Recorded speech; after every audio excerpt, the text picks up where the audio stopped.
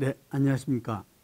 김농구의 전국진단입니다. 2019년도 황금돼지의 첫 전국진단인데, 앞으로는 매주 화요일 날 오후에 이 전국진단을 진행하고자 합니다. 그 주에 있어서 가장 이슈되는 거 한두 개를 잡아서 여러분들에게 설명해 드리고자 합니다. 우선 오늘 4시에 발표가 났죠. 드디어 청와대 이 비서실장과 정무수석, 국정홍보수석을 갖다가 교체했습니다. 이게 이른바 문재인 2기가 이제 출범한다고 봐야 될 것 같습니다.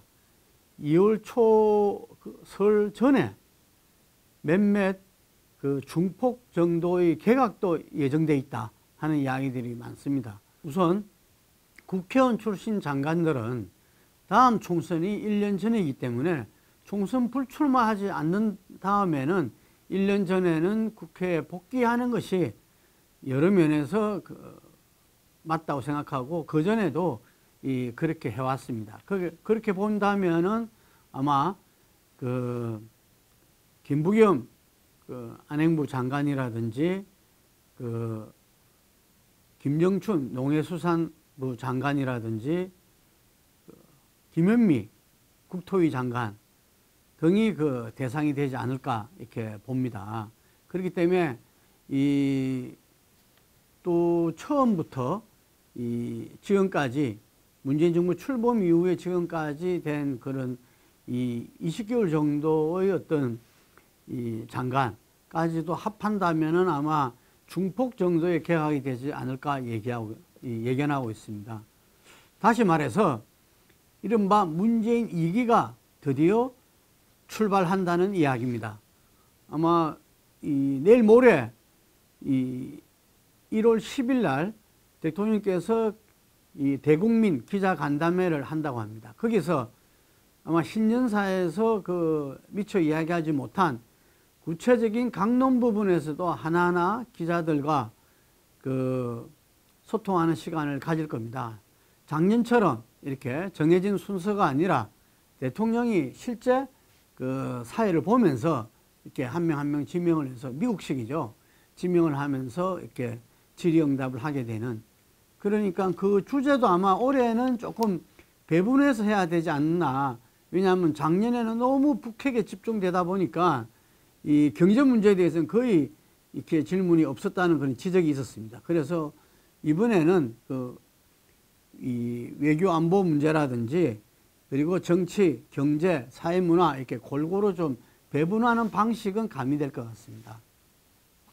하여간에 지금 이 문재인 정부가 정말 높은 지지율 속에서 이렇게 촛불 정부로 등장하고, 거기서 국민 소통과 또 여러분 잘 알다시피 우리의 북핵 전쟁 위기 불안을 갖다가 평창 평화올림픽으로서 이 남북 정상회담, 북미 정상회담까지 열리게 하면서 상당히 전쟁의 불안에서 해소한 부분으로서 사실 7, 80% 고공행진을 해왔습니다. 그런데 연초에 여러 가지 불미스러운 일과 함께 데드 크로스라고 대통령의 국정 지지에 대해서 이 부정적인 견해가 긍정적인 견해를 초과하는 그런 현상도 벌어졌습니다. 지금 대체적으로 40대 중후반의 어떤 지지율을 나타내고 있습니다. 여기서 지난 대선 때 41%의 지지율보다 떨어지면은 사실상의 레임덕 아니냐, 이런 지적들도 있습니다. 그렇기 때문에 이 19년도를 맞이해서 지금 청와대 비서실도 개편하고 곧이어 예를 들면은 이 중폭 개각도 단행하는, 그러면서 이른바 문재인 2기가 이제 출범하게 된다는 것입니다. 그런데 여기서 하나 짚고자 하는 것은 임기 우리나라의 단임 5년 대통령제입니다. 이게 임기 단임 5년의 이 대통령제에서는 그 절반의 반환점을 돈, 즉 집권 3년차, 이 3년차의 저주라는 이야기가 있습니다. 역대 이 87년 이후에 어떤 선거에 의해서는 그 대통령 중에서 이 김영삼 대통령, 김대중 대통령, 노무현 대통령, 이명박 대통령, 박근혜 대통령 아무도 예외가 아니었습니다. 임기 3년 차에는 크고 작은 일들이 발생하면서 상당히 위기를 맞이하고 또 그 위기가 나중에 집권 그 말년에는 어떤 경우는 한 자리 숫자까지 지지율이 떨어지는 정말 그 5년 단임 대통령제의 어떤 이 저주랄까요? 거기에서 제왕적 대통령제, 대통령들을 결국 불안하게 만드는 이 역사를 바꾸자고 이 지난 촛불에서 개헌에 대한 요구도 상당히 거셌다고 보여집니다.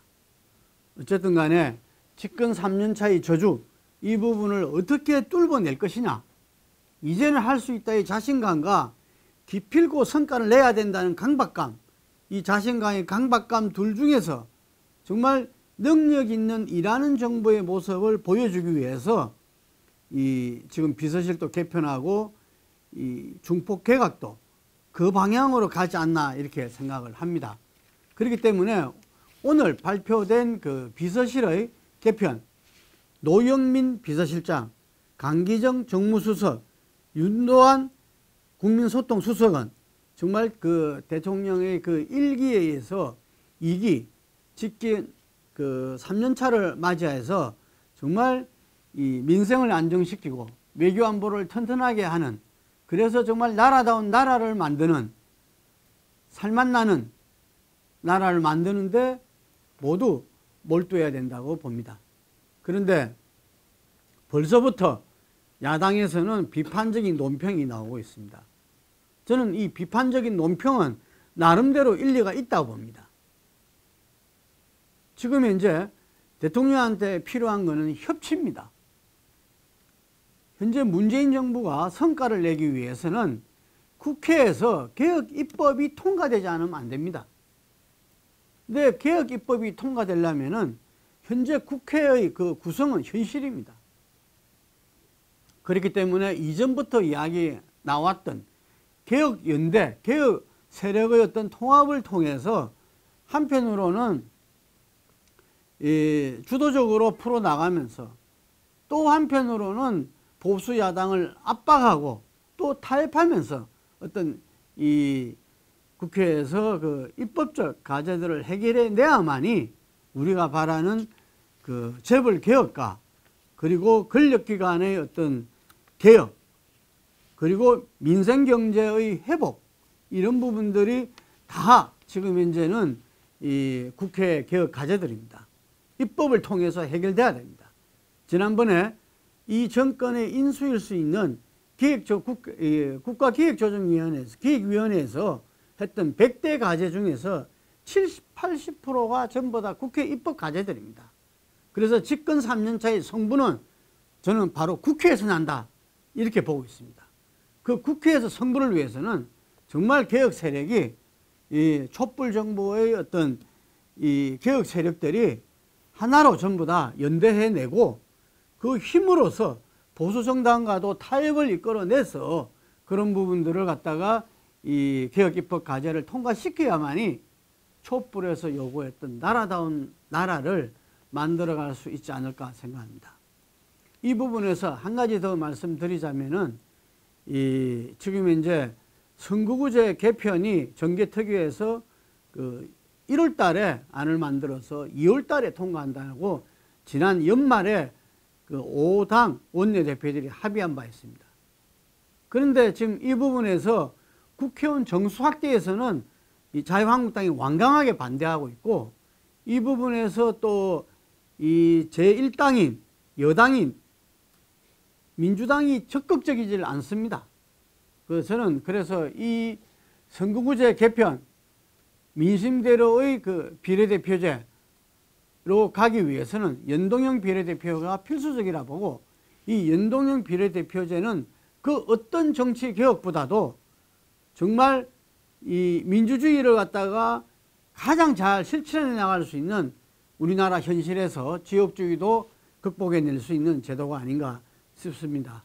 그래서 오늘 뉴스를 보면은 국회 정개특위 자문위원회, 이게 우리나라의 원로 전문가들께서 모여서 거기에서 의논한 끝에 국회의장한테 제출한 그 보고서가 이렇게 미리 그 당 대표들 오늘 모이면서 이렇게 그 보고됐는데, 거기서 보면은 기본적으로 의원 정수는 20%, 그러니까 300에서 360명, 그리고 연동형 비례제, 그리고 선거 연령 18세 하향, 이런 부분들이 제시됐다고 합니다.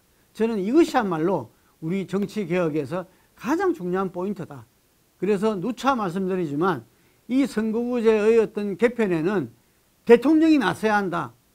대통령이 대국민 이 담화를 통해서라도 이야기하셔야 된다. 저는 이번 10일 날 이 대국민 기자간담회에서 저는 이 이야기에 대해서 문재인 대통령이 확고한 말씀, 지금까지 갔던 그 소신을 이제 국민들 앞에 두고 확고한 소신을 밝히지 않을까 싶습니다. 예, 그 지난 연말에 이해찬 당대표라 민주당 당대표라든지 어쨌든 민주당에서는 상당히 좀 부정적인 어떤 느낌을, 뉘앙스를 줬습니다. 하지만 이제 제1당이 또 우리나라의 개혁정당의 대표로서 저는 민주당이 연동형 비례대표제로서 선거구제 개편을 해서 우리나라 정치개혁을, 지긋지긋한 지역주의를 극복해내면서 민주주의를 갖다가 위해서 한 걸음 더 나아가는 연동형 비례대표제를 앞장서서 실천해야 된다고 봅니다. 자, 이제 문재인 정부 2기가 출범했습니다. 곧이어 중폭개각에 이어져서 이루어질 건데요. 근데 지금 다들 우려하는 바가 있습니다. 왜냐하면 집권 3년 차에 이루어지면은 어떤 그 대통령의 개혁 세력의 어떤 입김보다도 관료들에 의해서 정책이 포획된다. 우리나라 보면 모피아라는 말이 있지 않습니까? 이 관료들이 정책을 그 전문성으로서, 경륜으로서 오히려 장악하게 된다. 이런 이야기들이 있습니다. 그리고 3년 차에 되면은 어느 정권에나 있었는데 국정농단 세력, 즉 비선 실세들이 등장하게 됩니다.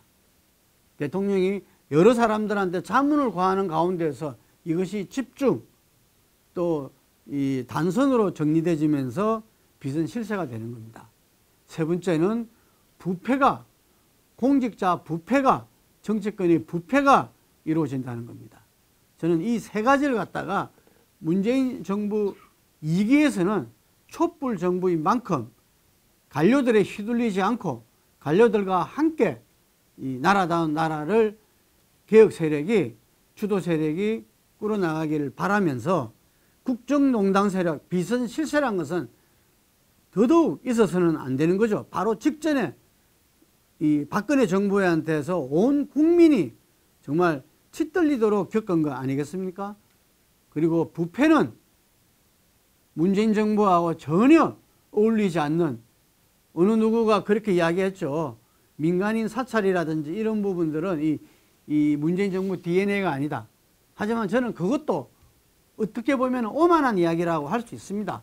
항상 이 선비들이 옷깃을 여미듯이 민정수석 이하가 철저하게 감찰을 하고, 그리고 특별감찰반도 고위공직자 비리 수사처가 지금 만들어지기 전까지는 특별감찰반도 임명할 필요가 있습니다. 그래서 자기들 스스로의 내부에서부터 경건하게 경계심을 갖고 나가야 되지 않나, 이렇게 생각하고요. 마지막으로는 두 가지를 이야기하고 싶습니다.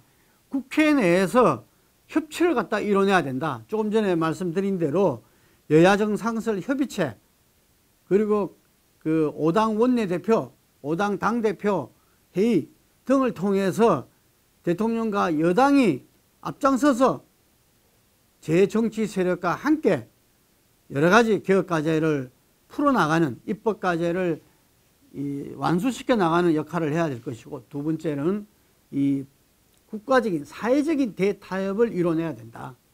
지금 올해도 작년에도 최저임금제나 주 52시간 여러 가지 문제에서 격돌을 했고, 또 그 부분들이 보수 언론에서 집요하게 그 문제의 문제점을 지적하고 하는 부분인데, 일정 정도 저는 그 부분도 받아들여야 된다고 봅니다. 이게 정말 정교하게 어떤 정책 실현 전에 어떤 테스트와 만반의 어떤 보완 대책을 수립하는 이런 부분에서는 저는 이 경험의 어떤 지혜를 갖다가 받아들여야 된다고 보는데, 기본적인 것은 노사정이 정말 이 나라다운 나라를 위해서 우리가 3만 달러에서 한 단계 더 나아가기 위해서 4차 산업혁명 시대를 돌파하기 위해서 저는 대타협이 이루어져야 될 시점이라고 봅니다. 바로 이러할 때 문재인 정부 2기도 그리고 우리 대한민국도 나라다운 나라로서 발전하지 않을까 싶습니다. 그리고 그 한 축에는 보수 야당의 역할이 분명히 존재하고 있습니다. 이 세력들의 어떤 국민들에 대한 평가가 다음 총선 대선으로 나타나지 않을까 싶습니다. 여기까지입니다.